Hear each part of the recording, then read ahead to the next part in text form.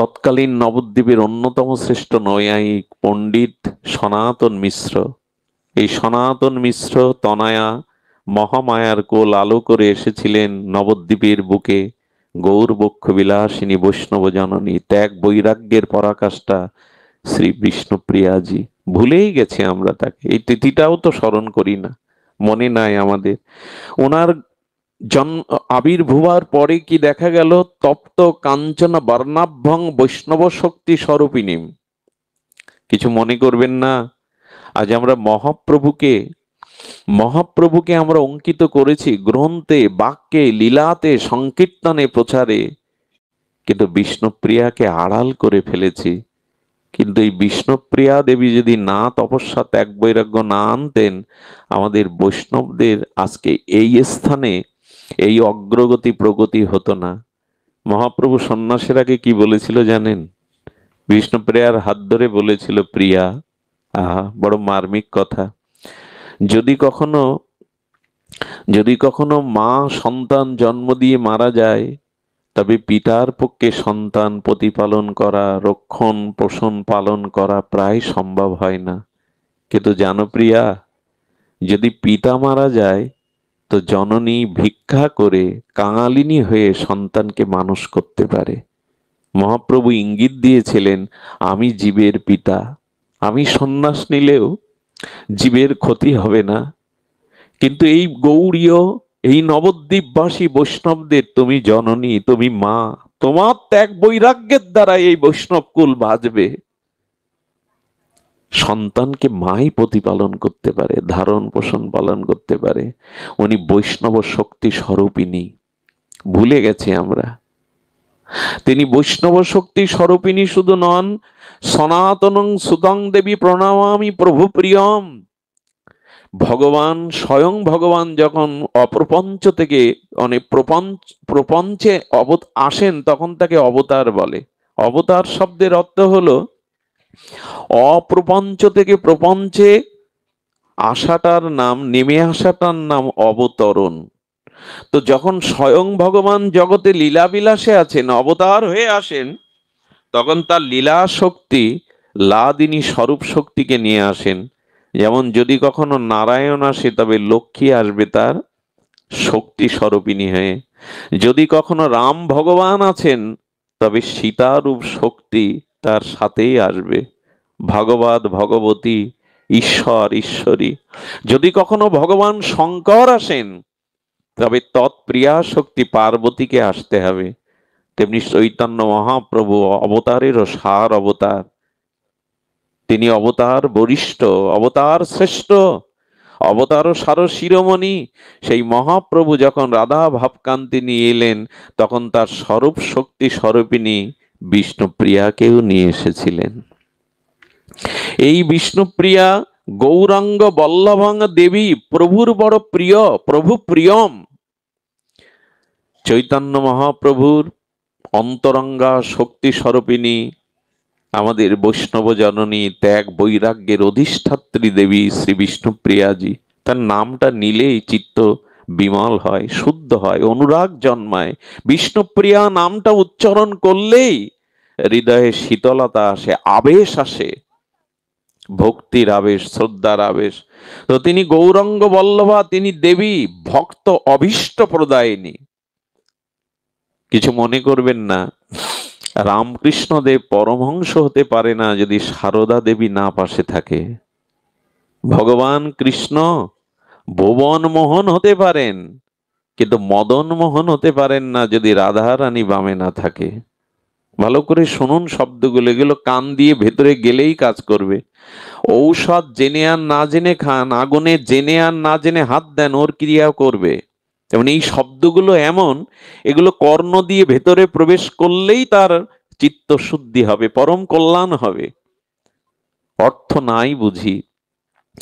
তো মহাপ্রভুর এই যে বক্ষ বিলাসিনী, গৌর বক্ষ বিলাসিনী বিষ্ণুপ্রিয়াজি, তিনি যদি মহাপ্রভুর পাশে না থাকতেন, তাহলে প্রভুর এত ত্যাগ বৈরাগ্য জগৎ দেখতে পেত না। সে গম্ভীর গাম্ভীরার মধ্যে শেষ যে 12 বছর মহাপ্রভুর তীব্র বৈরাগ্য, এত গভীরে মহাপ্রভুর প্রবেশ করতে পারতো না যদি বিষ্ণুপ্রিয়া এত ত্যাগের ব্রতী না হতেন। এ কথাগুলো আমাদের ঠিক মনে ধরবে না, কারণ ত্যাগের কথা ত্যাগী ছাড়া, অনুভবী ছাড়া বুঝতে পারবে না যে তাদের ত্যাগের মহিমা কি। একটু আলোকপাত করার চেষ্টা করছি, একটু চিত্রটা অঙ্কন করার চেষ্টা করছি শব্দ ব্রহ্মের দ্বারা, যদি আমরা কিছু নিতে পারি এর থেকে। বিষ্ণুপ্রিয়া দেবী এই জন্য বলছেন গৌর বল্লভং দেবী ভক্ত অভীষ্ট প্রদায়িনী। শ্রীকৃষ্ণ ভুবন মোহন, মদন মোহন হতে পারে বামে যদি ঠাকুরানী থাকেন, প্রেমময়ী রাধারানী থাকেন। সুখসারির দ্বন্দ্ব গান এখন ভোরবেলা আপনারা মাথা নাড়বেন না, সত্য বলুন, শতকরা 2-1 হয়তো মনে রেখেছেন, এগুলো আর এখন গাওয়া হয় না। সুখ বলে আমার কৃষ্ণ মদন মোহন, সারি বলে আমার রায় বামে যতক্ষণ। রাধা রানী বামে না থাকলে গোবিন্দ তুমি বিশ্বমোহন মদন মোহন হতে পারতে না। তো এই জন্য রাধা রানী না থাকলে শ্রীকৃষ্ণের এই পরম ভগবত্তা, কারণ শক্তিমান শক্তি পায় তো শক্তির কাছ থেকে। রাধা পূর্ণ শক্তি, কৃষ্ণ পূর্ণ শক্তিমান। তেমন গৌরবক্ষ বিলাসিনী শ্রী বিষ্ণুপ্রিয়া প্রিয়াজি, তিনি সমস্ত ভক্তের অভীষ্ট পূরণের শক্তি রাখেন। তো বিষ্ণুপ্রিয়া দেবী নবদ্বীপেশ্বরী, যেমন বৃন্দাবনেশ্বরী রাধা ঠাকুরানী ভাবময়ী লাদিনী অধীশ্বরী, তেমন নবদ্বীপের অধীশ্বরী মহাপ্রভু নন, নবদ্বীপের অধীশ্বরী শ্রী বিষ্ণুপ্রিয়াজি। প্রিয়াজি হলো নবদ্বীপের অধীশ্বরী। এবং সাধ্ধিং, দেখুন একটা কথা বলি, এখানে সামনে সব মায়েরাই বসেছেন বেশিরভাগে, একটু অনুরোধ করি, বর্তমান সময়টা বলো কালের দ্বারা কবলিত, অন্ধকারাচ্ছন্ন হয়ে আসছে। মেয়েদের মায়েদের প্রকৃত ধর্ম হলো পাতিব্রতা ধর্ম। এখন এ নিয়ে মানে বিতর্কের প্রশ্ন, হ্যাঁ এই নিয়ে বিতর্ক উঠবে, কিন্তু সর্বসম্মতভাবে নিখিল শাস্ত্রের এটাই বলেছেন, পাতিব্রতা ধর্মই হলো নারীর শ্রেষ্ঠ ধর্ম। আমাদের দেবী অনুসূয়া মা সীতাকে সতীত্ব শিক্ষণে 4টি কথা বলেছিলেন, 4 প্রকারের সতীর বর্ণনা দিয়েছেন, বড় অদ্ভুত প্রসঙ্গ, আর সেদিকে নয়, তবু বলবো, যারা নিজের স্বামীর মধ্যে জগৎ স্বামীকেই দেখে, অন্য পুরুষকে দেখে না, এরাই সতী শিরোমণি। 2 নম্বরের সতী যারা, জগতে অনেক পুরুষ আছে এটা তারা জানে, কিন্তু নিজের স্বামী ব্যতীত সকল পুরুষকেই যারা সন্তান এবং পিতা ভ্রাতা মনে করে, এরা 2য় স্তরের সতী। অন্য পুরুষকে পুরুষ মনে করে না, পিতা বা সন্তান মনে করে, শুধু পতিকেই পুরুষ জ্ঞানে সে জীবনে গ্রহণ করে। সতীর 2য় স্তর এটি। 3য় স্তরের সতী তাকেই বলে যিনি জানেন আমার পতি গুণে রূপে অর্থ বৃত্তে যথার্থ সামর্থ্যবান নয়, তার থেকে সামর্থ্যবান কেউ আমাকে চাইছে, এটা সে জানে, জানার পরেও বেদ শাস্ত্র কুল মর্যাদা রক্ষার জন্য, ধর্ম রক্ষার জন্য সে অন্যকে মন দেয় না, এরা 3য় নাম্বারে। আর যারা জানে আমার পতি ছাড়া অন্য পতি আছে, তাদের দিকে মনও চলে যায়, কিন্তু ওই যে পরকাল শাস্ত্র এবং পাপ, এই ভয়ে তাদের মন চলে গেলেও তারা সেই কাজে ব্রতী হয় না। অন্য পুরুষকে মনে মনে স্মরণ করলেও বাস্তবিক ক্রিয়াতে তারা ঘর সংসারে আগুন জ্বালিয়ে দিয়ে ঘর সংসার ত্যাগ করে না, এরা 4র্থ স্তরের। এমন করে অনেক কথা আছে, এ কথাগুলো আগেদের মেয়েদের মায়েদের বোঝানো। স্বামী প্রবাসে থাকতে আমি নিজে দেখেছি, পুরানো দিনে মা ঠাকুমারা সিঙ্গার করতো না, ভালো করে সাজতো না, স্বামী বিদেশে গেলে। স্বামী দুঃখে এই যে পতিব্রতা ধর্ম, এটা বিষ্ণুপ্রিয়ার মধ্যে এই জন্য সাধ্ধিং শব্দটা দিয়েছেন। এত বড় শুদ্ধ সাধ্বী বিরল দৃষ্টান্ত নাই। জয়দেব পদ্মাবতী বলি, চিন্তা সতী বলি, কিন্তু এইখানে যে সাধ্যির পরিচয় বিষ্ণুপ্রিয়া দেবী দিয়েছেন, সেটা কল্পনাকেও হার মানায়। আমরা বিষ্ণুপ্রিয়া দেবীর ছোটকালের একটি কথা শুনে তার বিবাহ এবং মহাপ্রভুর সন্ন্যাস পরবর্তী তার কঠোর ত্যাগ বৈরাগ্য সামান্য আলোচনা করেই পাঠ বিশ্রাম রাখবো। খুব ধ্যান দিয়ে শুনুন। এই সনাতন মিশ্র পরম পণ্ডিত প্রবার তার ঘরে মহামায়ার কোল আলো করে এসেছিলেন। যাদের পূর্ব শুদ্ধ সংস্কার থাকে না, শিশুকাল থেকে তাদের কিছু লক্ষণ প্রকাশ পায়। আপনার আমার বর্তমান স্বভাব তৈরি হয়েছে কবে জানেন? পূর্ব জন্মের কর্ম অনুসারে। আপনি আমি পূর্ব জন্মে যে যে জনিতে জন্মেছি, যে যে কর্ম সংস্কার, আপনার আমার বর্তমান স্বভাবটা তাই। আর এখন যে কাজ করছি, এখন যে কর্ম করছি, এইটা আগামী জন্মের আমার স্বভাব তৈরি করবে, সংস্কার তৈরি করবে। এই জন্য পেছনে যা হয়ে গেছে, বর্তমান সংস্কারটা যদি শুভ হয়, আগামী দিনে আলোর পথ পাবেন, বেঁচে যাওয়ার পথ পাবেন। বর্তমানটা এই জন্য অতীতে যা গেছে গেছে, বর্তমানটা যদি সুসংস্কারে আসেন, আগামী দিনের স্বভাব সংস্কার সুন্দর হবে, আপনার জীবনের চলার পর প্রশস্ত হবে। এইসব বাণী আমরা শুনি বটে, কই আচরণে কই। আমাদের এক স্বামীজি বলতেন প্রণাম মঠের, এখন বকা উল্লার সংখ্যা পাওয়া যায়, আমার মতো বকা উল্লা অনেক পাবেন। সোনা উল্লার সংখ্যাও এখন অনেক বেশি, কিছু হলেই ওখানে শুনতে বহু লোক আসবে, কিন্তু করিমুল্লার সংখ্যা কম, করার লোকের সংখ্যা, আচরণ করার লোকের সংখ্যা কম। বকাউল্লা সোনাউল্লাহ আছে, কিন্তু করিমুল্লাহ অর্থাৎ আচরণশীল ব্যক্তির সংখ্যা খুবই কম। আসুন আমরা বর্তমান সুসংস্কারে আনি। বিষ্ণুপ্রিয়া দেবীর ছোটবেলার স্বভাব কি জানেন? উনি ছোটবেলা থেকে সেবা পরায়ণা ছিলেন। মেয়েদের তো ওই একটি মহৎ গুণ, সেবা ধর্ম। দেখবেন 20টা পুরুষ যে বিল্ডিং এ বাস করে, কোনো মেয়ে ছেলে নেই, মা বোন নেই, দেখবেন ওটা নরক। ওই ঘরে ঢুকে দেখবেন সব নরক তৈরি করে। আরে গোছাবে কে? শান্তি সুন্দর তো মায়েরাই পারে। গৃহ কাকে বলে জানেন? যদি গৃহিণী থাকে। যেখানে মা বোন নাই, ওটা গৃহ বলে না। 1000টা পুরুষ থাকলেও তাকে গৃহ বলেনি সনাতন, যেখানে গৃহিণী না থাকে। মা বোন না থাকলে দেখবেন ওই অবস্থা, নরক বানিয়ে ফেলবে। সেবা ধর্মটা ঈশ্বরের প্রদত্ত, ওটা আপনি আমি চেষ্টা করে পারবো না। তো এই জন্য মা বিষ্ণুপ্রিয়া দেবীর ছোটকাল থেকে ছিল পিতা মাতা গুরুবর্গের সেবা, আর ছিল গঙ্গা স্নানের প্রতি তার স্বাভাবিক আকর্ষণ। শিশুকাল থেকেই তিনি প্রভাতে গঙ্গা স্নানে যেতেন।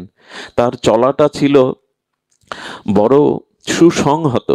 সচিমাও স্নান করতে যেতেন। ওই বালিকার তার রূপ, তার গুণ, তার শ্রদ্ধা, সচিমাকে দেখেই বিষ্ণুপ্রিয়া গঙ্গা স্নান করে এসে এক একটা প্রণাম করতেন, আশীর্বাদ চাইতেন। মেয়েটার মুখে আদর করে বলতেন, আহা কি সুলক্ষণা। ওই থেকে সচিমার মনে মনে একটা ধারণা হয়, আমার নিমাইও তো বড় হচ্ছে, এমন সুলক্ষণা মেয়েকে যদি আমি ঘরে তুলতে পারি, মায়ের মনে সেই স্বপ্নটা জেগে থাকে। এবং বিষ্ণুপ্রিয়া দেবী এই সুলক্ষণা গঙ্গা স্নানে, ভগবত আরাধনায়, পিতামাতা গুরুবর্গের এগুলো সব লক্ষণ। এইগুলো জীবনের পরম লক্ষণ। যারা শ্রেষ্ঠ হয় না, তাদের কিছু স্বভাব সংস্কার ভিন্ন থাকে, গতানুগতিক গড্ডালিকা প্রবাহের ন্যায় থাকে না। সবাই যে পথে যাচ্ছে আমিও যাই। তাদের সেবা, তাদের শ্রদ্ধা, তাদের ঈশ্বর আনুগত্য কিছু আলাদা থাকে। শশীকলার ন্যায় বেড়ে উঠতে লাগলো, চতুর্ধর বর্ষিয়া রূপে গুণে আর অনন্যা। এই বিষ্ণুপ্রিয়া দেবীর রূপ গুণ ও মাধুর্য চারিদিকে ছড়িয়ে পড়ল। আর এর মধ্যে জানেন, লক্ষ্মীপ্রিয়াও গত হলেন।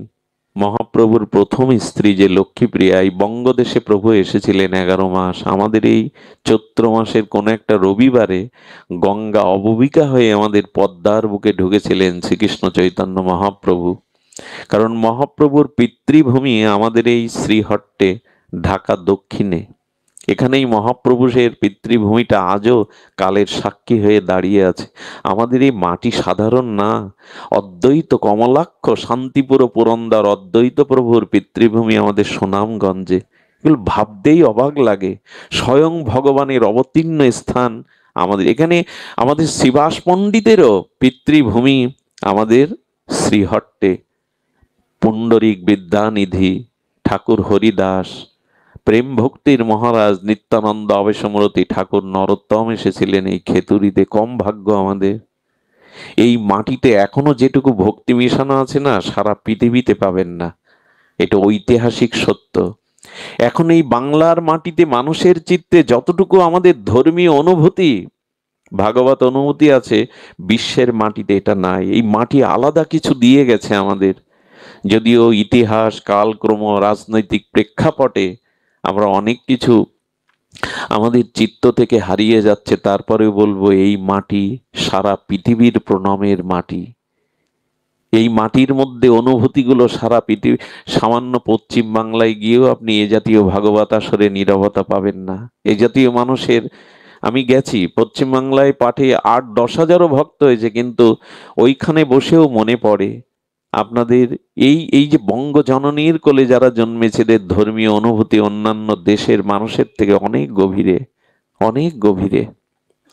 শুধু ভক্তগণ, এই জন্য বললো, এই মাটিতে জন্মে যদি, এই সনাতন ধর্মে জন্মে যদি, মহাপ্রভু শ্রীকৃষ্ণ গৌরাঙ্গকে পেয়েও যদি নিজের উদ্ধারের চেষ্টা, মঙ্গলের চেষ্টা না করিয়ে, বড় ব্যর্থতা, খুব বড় ব্যর্থতা। তো বিষ্ণুপ্রিয়া দেবী মহাপ্রভুর বিবাহ হলো। সেই লক্ষ্মীপ্রিয়াকে হারিয়ে মহাপ্রভু বড় উদাসী হয়ে গেছিলেন। সচিমার বহুদিনের লালিত স্বপ্ন, বিষ্ণুপ্রিয়া নিমাইয়ের বিবাহ হলো। সে বিয়েও বড় জগৎখ্যাত বিবাহ। বিবাহের দিনে সমস্ত নবদ্বীপের পিতা, যাদের বয়স্তা কন্যা আসে, তারা কপালে আঘাত করতে লাগলো। কি ভাগ্য সনাতন মিশ্রের, এমন জামাই পাওয়া কি মুখের কথা। সব মেয়ের পিতারাই নিজের ভাগ্যকে, আর তারা তারা বলতে লাগলো, দুর্ভাগ্য আমাদের, এমন জামাই পেলাম না। সবাই দেখছে বৈকুণ্ঠের লক্ষ্মী নারায়ণ যেন আলোকিত হয়ে ঘর আলো করে বসে আছে। সে বিয়ের ভার নিয়েছিলেন, হ্যাঁ, বুদ্ধিমন্ত খান এবং গৌর ভক্তগণ বড় বড় আনন্দ করে, বড় উচ্ছ্বাসে এই বিবাহ সম্পন্ন হলো। সদী ভক্তগণ, এরপর মহাপ্রভুর গারস্থ জীবন। কিন্তু বিয়ে করলে কি হবে? মহাপ্রভু বিবাহের পরপরই তার চিরদিনের যে তার কাঙ্ক্ষিত লক্ষ্য, হরিনাম প্রেম জগৎকে দান করবেন, তিনি ঘরে বিষ্ণুপ্রিয়াকে রেগেই দেখুন, ত্যাগ না হলে তো, বৈরাগ্য না হলে তো আমরা গ্রহণ করব না। মহাপ্রভু আপনি আচরণ করে ত্যাগ বৈরাগ্য, নিজ ভক্তি যোগ শেখানোর জন্য তিনি প্রতিটা রাত্রে শিবা সঙ্গনে যেতেন। বিষ্ণুপ্রিয়া সারা রাত তিনি ঘরে বিনিদ্র রজনী, যে যার প্রভু জীবের কল্যাণে, হরিনাম দানে, জীবকে ধন্য করবার জন্য, প্রেম বিতরণের জন্য সারা নিশি হরিনামে রত। বিষ্ণুপ্রিয়া দেবী ঘুমাতেন না। এই বিনিদ্র রজনী বিষ্ণুপ্রিয়ার দিকে তাকিয়ে সচিমা বড় আঘাত পেতেন। ছেলে ঘর করবে কোথায়, বিষ্ণুপ্রিয়ার মতো লক্ষ্মীর প্রতি তার কিছুটা অনুরাগ জন্মাবে, কিন্তু আমার নিমাই ঘরে থাকে না। মায়ের চোখে ঘুম নেই। ভোরবেলা মহাপ্রভুর বাটিটা ছিল মাটির, মৃত্তিকার। সেদিনকার দিনে মাটির ঘরের ওই সোপানের ওপরে সচিমা প্রতীক্ষা করছে কখন নিমাই আসবে। ভোরের আলো ফোটার সাথে সাথে নিমাই আসতেন। সেই হরিনামে প্রেমে মাতোয়ারা, ভাবে গদগদ তার প্রেমময় তনু, হেলতে দুলতে সে মায়ের কোলে মাথা রাখতেন। মা কি করতেন জানেন? স্নেহের আঁচল দিয়ে আর মহাপ্রভুর গাটা ধুলো মুছে দিতেন। নিমাই, এত কাঁদিস কেন বাবা, এত ধুলাই গড়াস কেন, তোর সমস্ত অঙ্গে ধুলাবালি, আচ্ছা কাকুর ফোটে কত ব্যথা লাগে। মা যখন স্নেহের আঁচল দিয়ে আর নিমাইয়ের গায়ের সমস্ত ধুলি ময়লা স্নেহ পরবশ হয়ে মুছে দিচ্ছেন, দরজার আড়াল থেকে বিষ্ণুপ্রিয়ার কাঁদছে, বলছেন, মা ওই চরণ সেবা করব বলেই তো জন্ম জন্ম সেই সেই অনুরাগ হৃদয়ে রেখেছি। প্রভুর চরণ সেবার দায়িত্বটা আমায় দাও, ওটা তুমি মুছে দিও না। প্রভু ঘরে এলে আঁচল দিয়ে বিষ্ণুপ্রিয়া প্রভুর চরণটা মুছিয়ে দিতেন।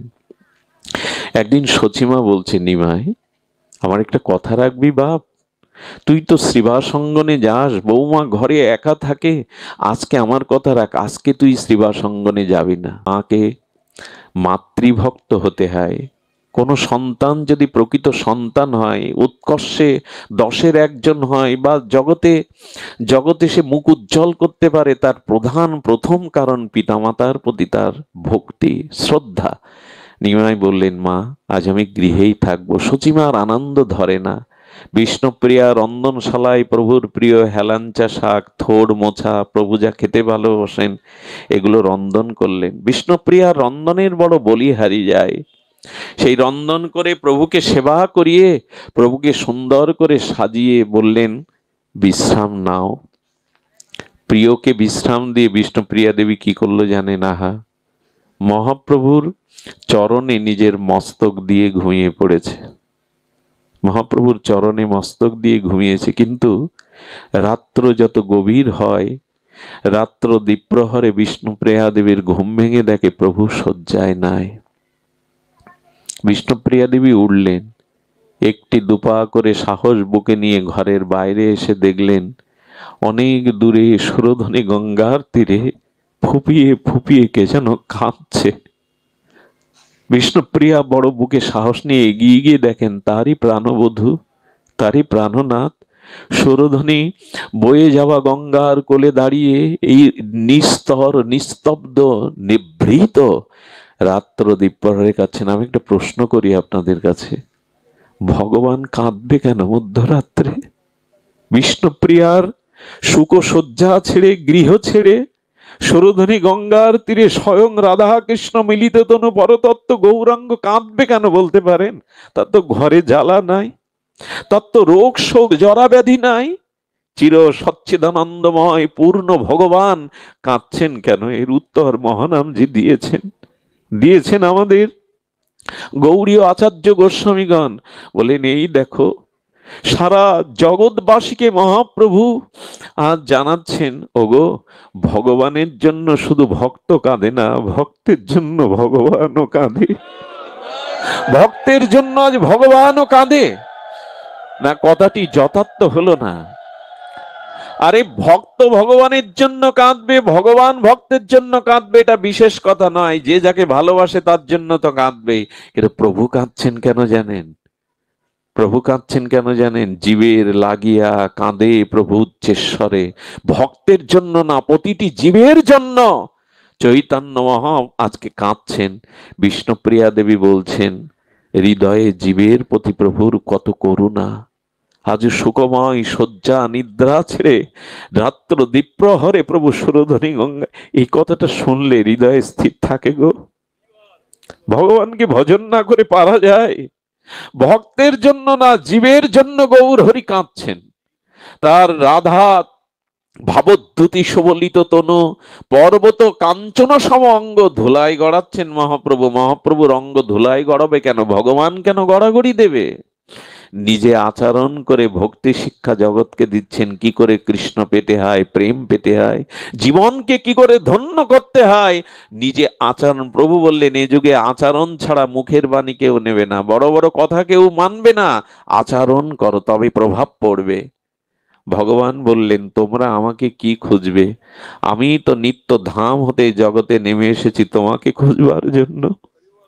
আমরা ভগবানকে খুঁজতে ওপরে যাইনি, বৈকুণ্ঠে যাওয়ার সামর্থ্য আমাদের নেই।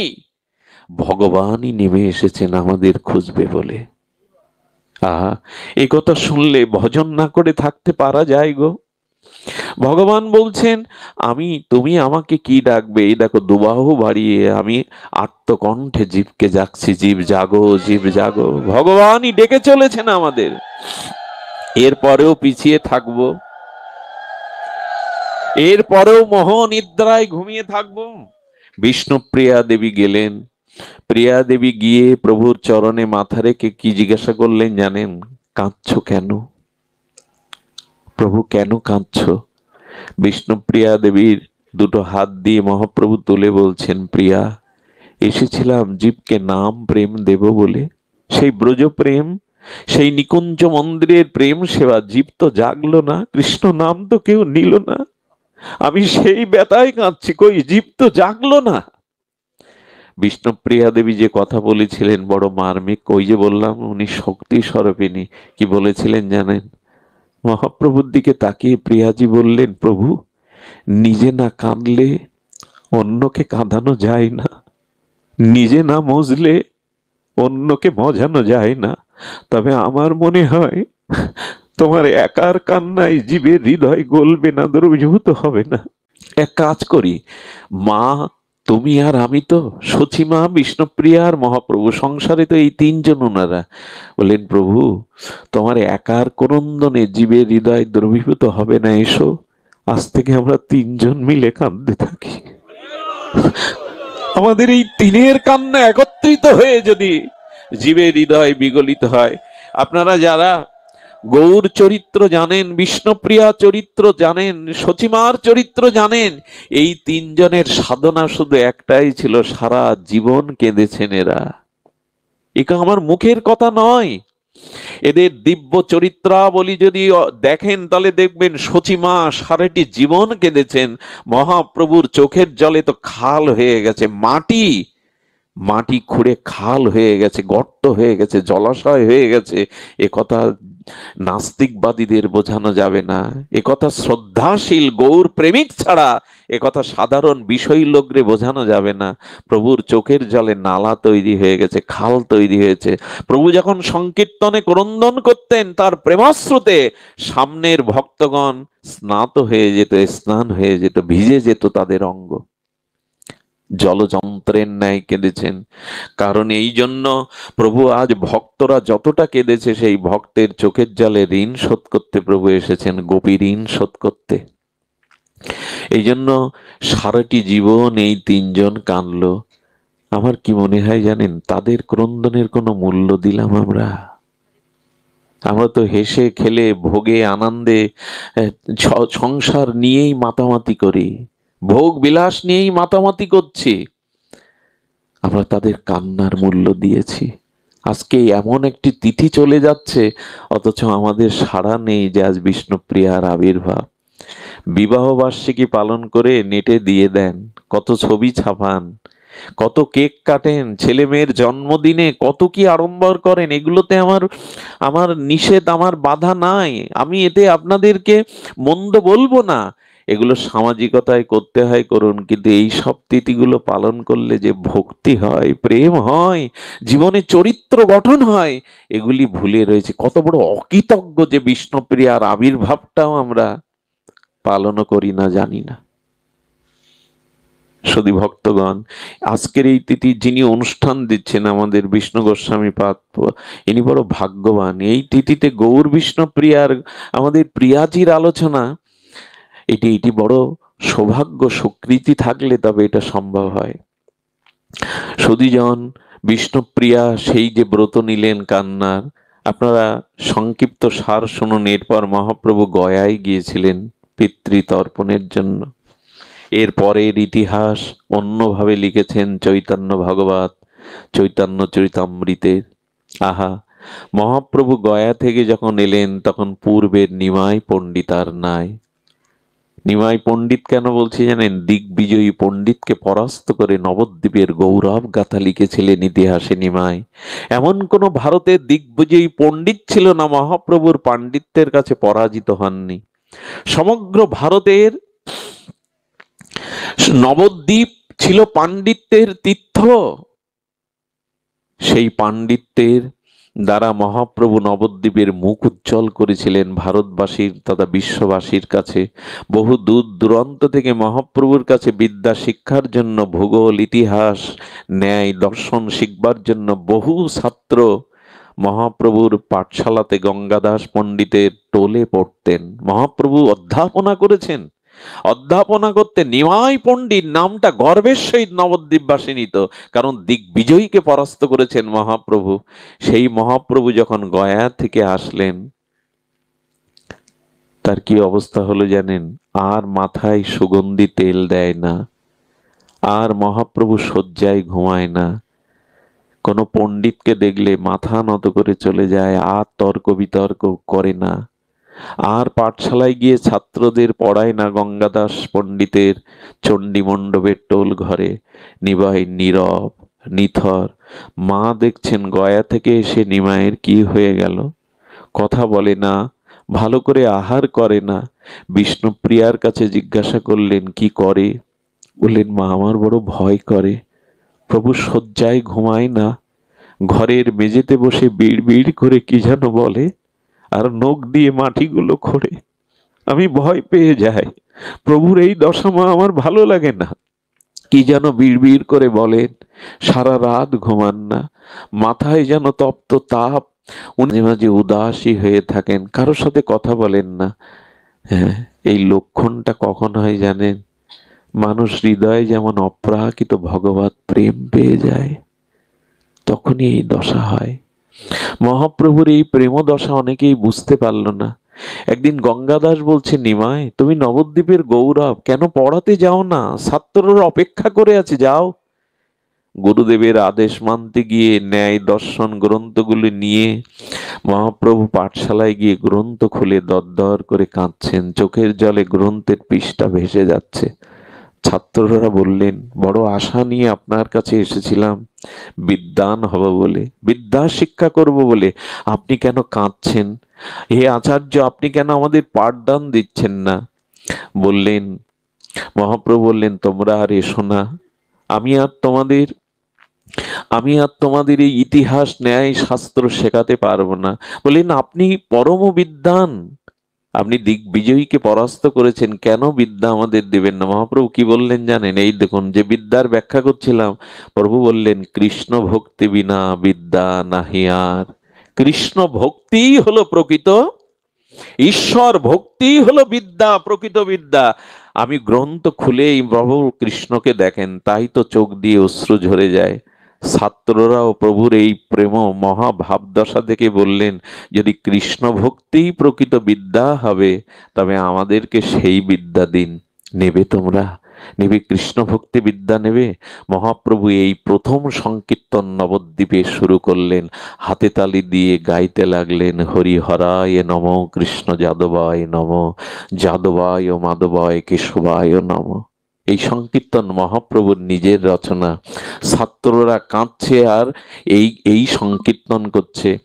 এই দেখে সচিমার বড় কষ্ট। কি হয়েছে বাপ নিমাই, কথা বলিস না, ভালো করে সাজিস না? কি তোর কেশের শোভা, কি তোর অঙ্গের শোভা যেন পুড়ে ছাই হয়ে গেছে। বৌমার সাথে কথা বলিস না, আমার সাথে কথা বলিস না, কি হয়েছে নিমাই? মা একদিন কুলদেবতার নারায়ণের পূজা দিলেন মহাপ্রভুর সুস্থতার জন্য। তখন মহাপ্রভু না, তখন নিমাই। যখন পূজা হলো, নিমাইকে হাতে ধরে এনে সচিমা বলছেন, ভগবানের কাছে আশীর্বাদ চেয়ে নে নিমাই। নিমাই তুই একমাত্র ধন আমার, এই নবদ্বীপের প্রাণ তুই। নারায়ণের কাছে কি চাইবে মহাপ্রভু? মাথা নত করে কি চাইলো জানেন? আমাদের শেখালেন, যদি ভগবানের কাছে চাইতে হয় এই চাও। প্রভু বললেন, ন ধনং ন জনং সুন্দরীং কবিতাং বা জগদীশ কাময়ে, মম জন্মনি জন্মনুস্বরে অহেতুকি ভাগবত ভক্তি তৈ। মহাপ্রভুর এই প্রেমের মন্ত্র শেখালেন। আমরা বলি বটে, ধনং দেহি যশং দেহি যশ যেহি, কিন্তু মহাপ্রভু বলছেন, ন ধনং ন জনং ন সুন্দরীং কবিতাং বা জগদীশ কামায়। হে প্রাণেশ্বর, আমি তোমার কাছে ধন চাই না, সুন্দরী রমণী চাই না, কবিত্ব প্রতিভা চাই না, যেন জন্ম জন্মান্তরে তোমার চরণে আমার অহেতুক ভক্তি থাকে, যেন অহেতুকী ভক্তি থাকে, হেতু যেন না থাকে। মহাপ্রভু এই প্রার্থনা করে কাঁদছেন। সচিমা ডেকে এনেছেন চন্দ্রশেখর মেসমশাইকে, এনেছেন শ্রীবাস পণ্ডিতকে, বলছেন, নিমাইয়ের বাবা নেই, তার বড় ভাই সন্ন্যাস নিয়ে চলে গেছে বিশ্বরূপ, তোমরা ওর পিতার মতো, তোমরা ওকে বোঝাও। লক্ষ্য করুন, শ্রীবাস পণ্ডিত মহাপ্রভুর সামনে এসেছে। শ্রীবাসের দিকে মহাপ্রভু অপলক নয়নে তাকিয়ে বলছেন, শ্রীবাস, আমার কি মাথার ব্যায়াম হয়েছে মনে হয় তোমার? শ্রীবাস মহাপ্রভুর দিকে তাকিয়ে কাঁদছে আর বলছে, প্রভু, তোমার যে ব্যাধি হয়েছে, এই ব্যাধি যুগ যুগান্তর তপস্যা করে ধ্যানী মুনি ঋষিদের হয় না প্রভু, তোমার কৃষ্ণ প্রেম হয়েছে প্রভু। এই প্রেম সকলের হয় না, যোগী ঋষি অমলাত্মা বিমলাত্মা এটি সকলের হয় না। পারো তো প্রভু এই প্রেম এই রোগ আমায় কিছু দাও। শিবাস কাঁদছে, প্রভু আমায় কিছু দাও। মহাপ্রভু শিবাসের হাত জড়িয়ে ধরলে, আমাকে বাঁচালে। শিবাস তুমিও যদি বলতে যে আমার মাথার ব্যামো হয়েছে, আমি সরুধ্বনিতে ডুবে মরতাম, এ মুখ কাউকে দেখাতাম না। মহাপ্রভু তখন এত অন্তর্মনা হয়ে গেছেন, এত প্রেমে বিবাহিত হয়ে গেছেন, গদাধরকে ডেকে বলছে, গদাধর সেই গয়া থেকে আসার পথে শ্যামল সুন্দর ত্রিভঙ্গ মুরারি মুরলীধারীকে কিশোর সেই মূর্তিটি দেখেছি, বলতে পারো কোথায় লুকিয়েছে? গদাধর প্রভুর ব্যাকুলতা দেখে বলছে, তোমার হৃদয়ে লুকিয়েছে। প্রভু নখ দিয়ে তখন বুক চিচ্ছে, রক্তাক্ত করছে, কোথায় তুমি? এরই নাম ব্যাকুলতা, এরই নাম প্রেম অনুরাগ। এইটি জাগতে হবে ভগবানকে পেতে গেলে। এই হলো দর্শন। এরপরে মহাপ্রভুর ঘটনা চারিদিকে ছড়িয়ে পড়ল, তার আচার আচরণ সবাই জানতে চেষ্টা করতে লাগলো। মহাপ্রভু যে আর বেশি দিন নবদ্বীপে থাকবেন না, সেই সময়কার কথা বলবার মতো শক্তি আমার নাই। এই মাঘের শেষে প্রভু যে সন্ন্যাস নিয়েছিলেন, পৃথিবীর ইতিহাসে এমন সন্ন্যাস দেখা যায় না। যখন আকাশে বাতাসে ছড়িয়ে পড়ল মহাপ্রভু সন্ন্যাস নেবেন, একজন বিষ্ণুপ্রিয়া রাতে কি বললেন জানেন? চিরকালই ভগবান নিয়েছেন, দেবাহুতিকে ছেড়ে ভগবান কপিল সন্ন্যাস নিয়েছেন। আপনারা জানেন যে ব্যাসদেবের পুত্র সুখদেবও পিতার দিকে তাকাননি, জন্মের পরে আর সংসারের দিকে ফিরে তাকাননি, সবাই ত্যাগ করেছে। এই জীবনে যদি ত্যাগ না থাকে, আপনার আদর্শ কেউ নেবে না। ত্যাগ ছাড়া এই জীবনে শান্তিও পাওয়া যাবে না। কোনো আদর্শকে লালন পালন করতে, প্রতিষ্ঠিতা করতে গেলে বৈরাগ্য চায়, ত্যাগ চায়। ত্যাগ ছাড়া কিছু হয় না জগতে। তো মহাপ্রভু সেই দৃষ্টান্ত আপনি আচরণ করে জগৎকে শিক্ষা দিচ্ছেন। বিষ্ণুপ্রিয়া দেবী আকাশে বাতাসে শুনে একদিন বলছেন, প্রভু আমি তো লেখাপড়া জানি না, তবে একটা জিজ্ঞাসা ছিল। আকাশে বাতাসে কান পেতে শোনা যাচ্ছে তুমি সন্ন্যাস নেবে। আমার কথা নাই ভাবলে মা তো বাঁচবে না, মায়ের প্রাণ তুমি, সব হারিয়ে তোমার পানে চেয়ে মা বেঁচে আছে, তুমি মাকে ঠকিও না, মাকে ব্যথা দিও না। বিষ্ণুপ্রিয়া দেবী যখন এসব বলছেন, তখন বললেন, প্রভু তুমি স্বতন্ত্র ঈশ্বর, তোমাকে আটকানোর ক্ষমতা কারো নেই। তবে একটা নিবেদন করি। প্রিয়া এমন করে বলছো কেন বলো? আমি তোমাদের না জানিয়ে সন্ন্যাসে যেতে পারি না। তোমাদের কষ্ট দিয়ে, তোমাদের না জানিয়ে মহাপ্রভু কৌতুকী কৌশল করে ডেকে যাচ্ছেন। বললেন, বলো কি বলবে? আহা, একথা উচ্চারণের সামর্থ্য আমার নাই, সে যোগ্যতাও নাই। প্রিয়াজি বললেন, প্রভু যদি সন্ন্যাস নাও, তবে একটা নিবেদন। মা জানকী রামচন্দ্রের বনবাস যাত্রায় সাথে ছিল, দ্রৌপদী পঞ্চ পাণ্ডবের সাথে বনবাসেও সাথে ছিল, শ্রীবৎস রাজা গ্রহদোষে বনবাসে গেলেও চিন্তারূপ সতী সাথে ছিল।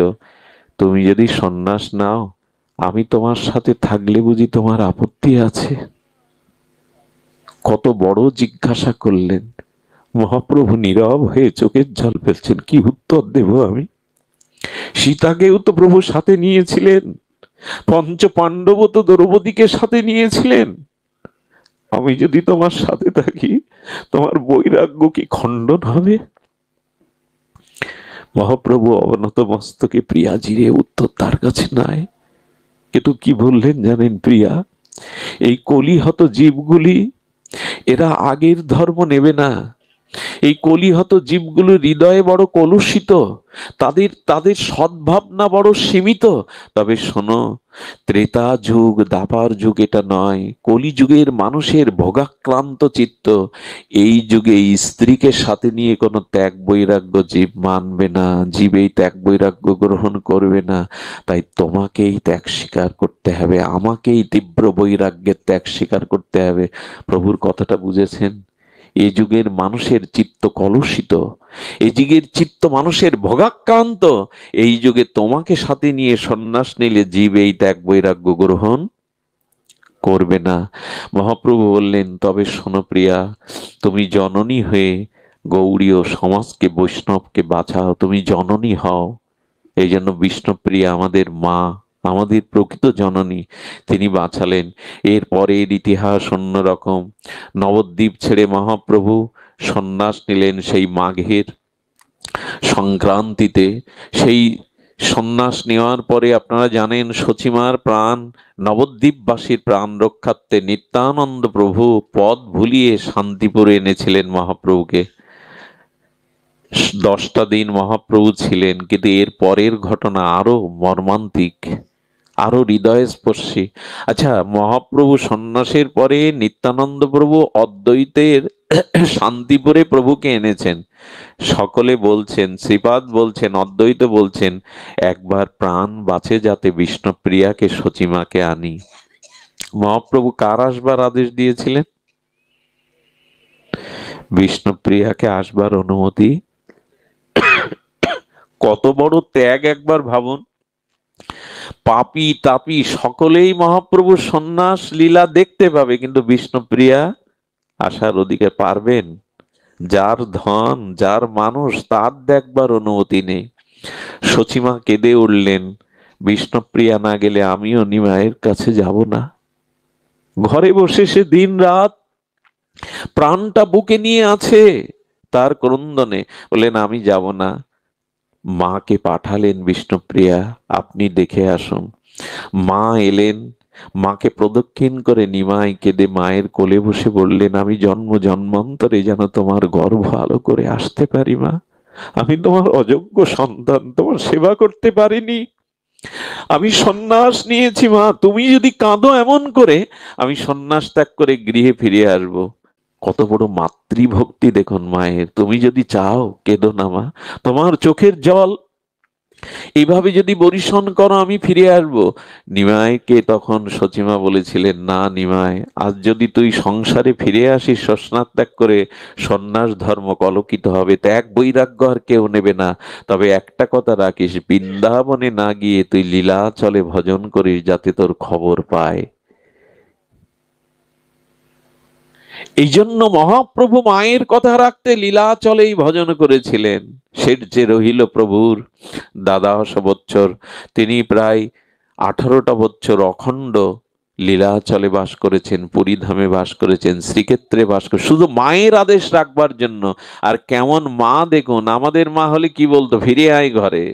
বলে না রে নিমাই, সন্ন্যাস বৈরাগ্য ধর্ম কলঙ্কিত হবে, জীবোদ্ধারে যা তুই। নিমাইকে পাঠিয়েছিলেন, কিন্তু বিষ্ণুপ্রিয়াকে দেবে দেখে অনেক নদিয়াবাসী বলেছিল, কি পোড়া কপাল তোর, লক্ষ লক্ষ মানুষ তাকে দেখতে যাচ্ছে, কারো বাধা নেই। বিষ্ণুপ্রিয়া ডুবরে কাঁদছে আর বলছে, ও আমি তোমার সামনে গেলে বুঝি তোমার সন্ন্যাস সন্ন্যাস ব্যর্থই হবে প্রভু। যখন সবাই তাকে কথা শোনাচ্ছে, কিরে পোড়ার মুখী অভাগিনী, তোর দেখবার আদেশ নেই। বিষ্ণুপ্রিয়া মহাপ্রভুকে যখন সবাই কঠোর বলছে, তখন কি বললো জানেন? এই দেখুন, স্বামী নিন্দা কোনো সতী নারী নিতে পারে না, পতিব্রতা সাধ্বী নারী নিতে পারে না। বিষ্ণুপ্রিয়া বললেন, ওগে তোরা লক্ষ লক্ষ লোক কাকে দেখতে যাচ্ছিস, সেই মানুষটা তো আমার, আমার মানুষকেই তো তোরা দেখতে যাচ্ছিস। তাকে নয়নে কি দেখবো রে, সে তো আমার নয়নের মাঝখানে ঠাঁই হয়ে আছে হৃদয়ে। হৃদয়ে থাকলে, নয়নের মাঝখানে থাকলে বাইরে কি দেখব? এইভাবে খণ্ডন করছেন। স্বামী নিন্দা এটা কোনো সতী নারীর মানায় না। বিষ্ণুপ্রিয়া দেবী এই বলে 10 দিন মায়ের সেবা নিয়ে সব গৌড়ীয় ভক্তদের প্রাণ রক্ষা করে নিমাই সিদ্ধান্ত নিলেন। আপনারা জানেন সন্ন্যাস নিলে একবার মাতৃভূমি দর্শন করতে হয়। সন্ন্যাস নিলে একবার একবার মহাপ্রভু চিন্তা করলেন, শেষবারের মতো আমি নবদ্বীপ দর্শন করে চলে যাই, শেষবারের মতো। সদী ভক্তগণ, নবদ্বীপের ধোলায় পা রাখলেন মহাপ্রভু। একটু ওইখানে চলুন তো, মনে মনে মানুষে মহাপ্রভুকে দেখুন, নবদ্বীপের মাটিটা দেখুন। মহাপ্রভু মাটিকে প্রণাম করে বলছেন, আর তোদের বুকে খেলবো না, তোদের কাছে অনেক ঋণী আমি, এই ধোলা মেখেই আমি বড় হয়েছি, আর তোদের কাছে আমি ফিরে আসবো না। বৃক্ষগুলি যেন কাঁদছে, মাথা নুয়ে মহাপ্রভুর প্রতি বলছে, প্রভু তোমাকে দর্শন করবার জন্য সুরধনী গঙ্গার তীরে বৃক্ষ হয়ে জন্মেছে, আর তোমায় এই মাধুর্য রূপ দেখতে পাবো না? মহাপ্রভু বৃক্ষের কাছে কত চড়েছি, কত তোমাদের তোমাদের বৃক্ষ শাখায় উঠেছি। গঙ্গাকে প্রণাম করে বলছে, গঙ্গা, আর তোমাতে অবগাহন করব না, আর সন্তরণ করব না, বিদায়, চিরবিদায়। নবদ্বীপের আকাশ বাতাস, ভক্তরা কাঁদছে, মহাপ্রভু নিজের বাড়ির সামনে দিয়ে যাচ্ছে। বিষ্ণুপ্রিয়ার ঘরের মধ্যে কি হচ্ছে একবার অনুভব করুন তো। রাধারানী জানতেন তার প্রেম, তার প্রাণবধূ ব্রজনাথ একবার কথা দিয়েছে আসবে। রাধারানীর এই ভরসাটা ছিল, কিন্তু বিষ্ণুপ্রিয়া জানেন এই চলে গেলে মহাপ্রভু আর নবদ্বীপে কোনোদিন আসবে না, কোনোদিন আসবে না। বিষ্ণুপ্রিয়া দেবী কি করলেন জানেন? রাস্তার ধুলার উপরে এইভাবে এই হস্তপদ প্রসারিত করে শুয়ে পড়লেন। মহাপ্রভু আস্তে আস্তে সামনে বলছে, কে তুমি, কে তুমি? বলো, আমি আমি গৌরাঙ্গ প্রিয়া। বলো, না, তুমি কৃষ্ণপ্রিয়া, তুমি বলো বিষ্ণুপ্রিয়া। বিষ্ণুপ্রিয়া দেবী বলেছিলেন, আমি কৃষ্ণ বুঝি না, আমি কৃষ্ণ জানি না, আমি বিষ্ণু জানি না, আমি জানি গৌরাঙ্গ, আমি গৌরাঙ্গ প্রিয়া।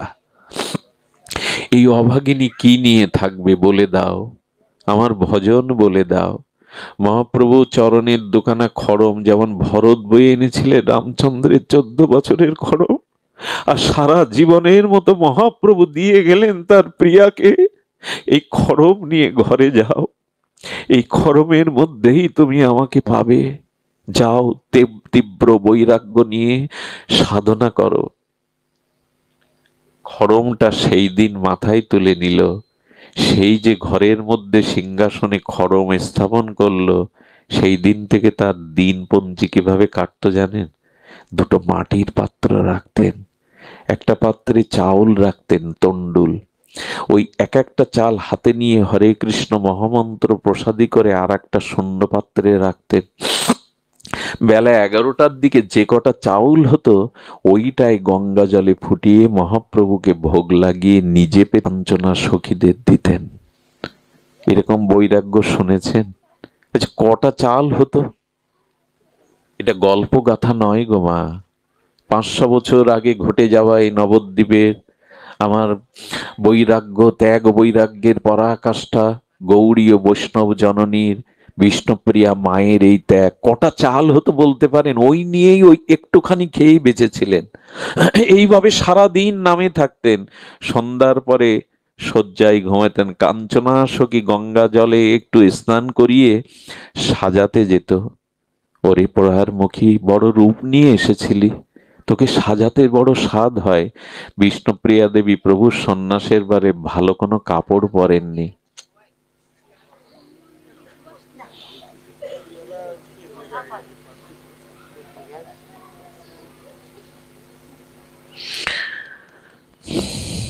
তো কোথায় হারিয়ে যায়,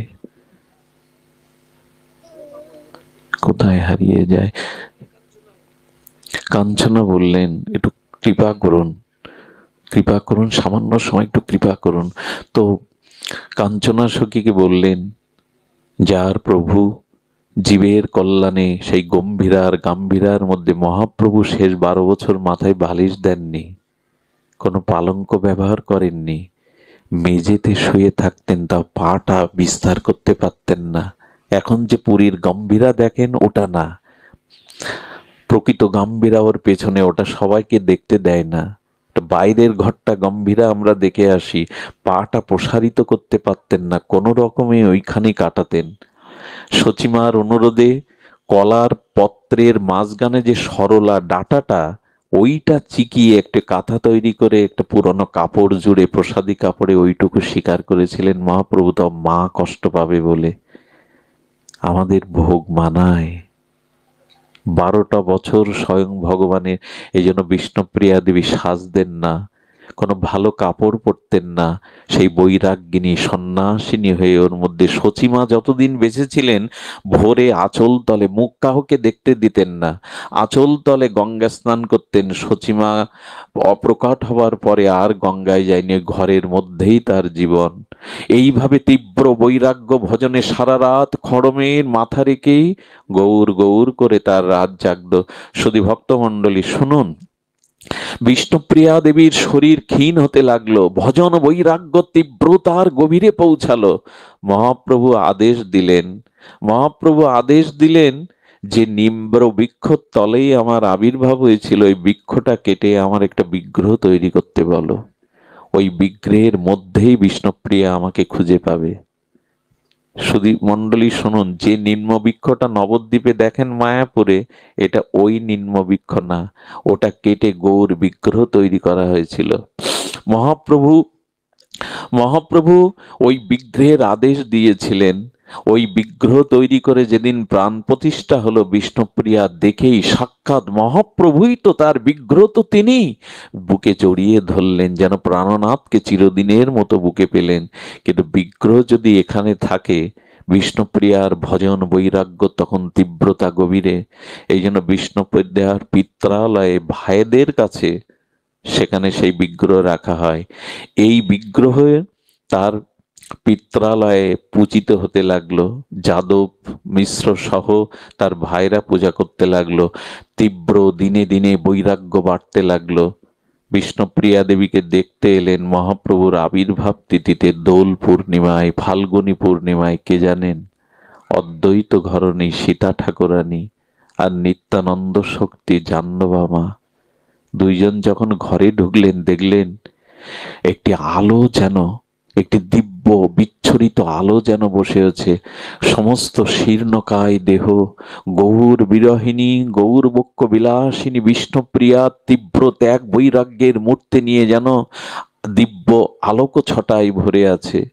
এদের দুজনকে দেখে বড় হৃদয়ে বৈরাগ্য ব্যথায় কেঁদে উঠলেন মা। এতদিন পরে অভগিনীকে দেখতে এসেছ? জাহ্নবা মা সীতা ঠাকুরানী দেখছে মেয়েটা ভজন করতে করতে ত্যাগ বৈরাগ্যে হাড়গুলো যেন আছে।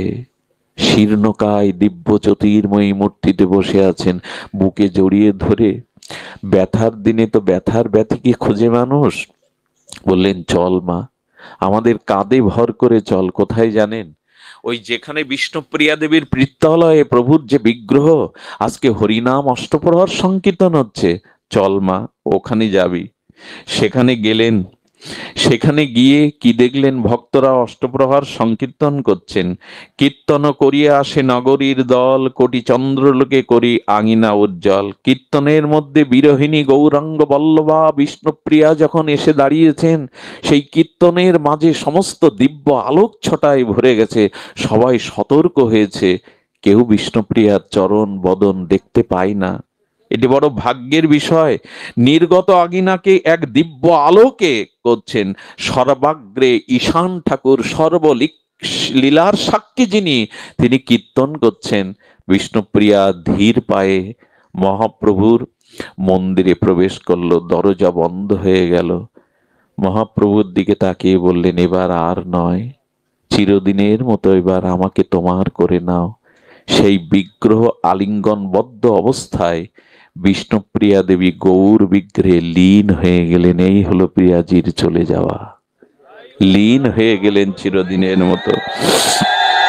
সখীর গায়ে হেলান দিয়ে বিষ্ণুপ্রিয়া দেবী এসেছিলেন। আর সাঙ্গ করি ভবের লীলা যুগলে বসিলে, প্রাণের প্রিয়া বুকের মাঝে লুকায়া রাখিলে, তুমি শুধু দেখবে বলে এ খেলা খেলিলে, নদে বাণী পরাগে মরে দেখা না দেখিলে, প্রিয়ার দুঃখে কাতর হয়ে নিকটে ডাকিলে, তার দুঃখের বার হরণ করে প্রাণ ওর জোড়ালে। মহাপ্রভু চিরদিনের মতো তার শক্তিকে নিজের করে নিলেন। সমস্ত নবদ্বীপের বিরহের ক্রন্দন উঠল। আজ যেন আমাদের নবদ্বীপেশ্বরী চলে গেলেন, রেখে গেলেন তার ভজন, তার তপস্যা, তার ত্যাগ, তার বৈরাগ্য। এমনি করেই সেই বিগ্রহ যদি আজও দেখতে যান, তবে নবদ্বীপের সেই বিগ্রহ আজও আছে। এটা ধামেশ্বর মহাপ্রভু। যদি নবদ্বীপে যান, এই বিগ্রহ আজও আমাদের সামনে আছেন। ধামেশ্বর মহাপ্রভুকে দর্শন করবেন। আজ এইটুকুই। আপনাদের মঙ্গল হোক, আপনাদের কল্যাণ হোক।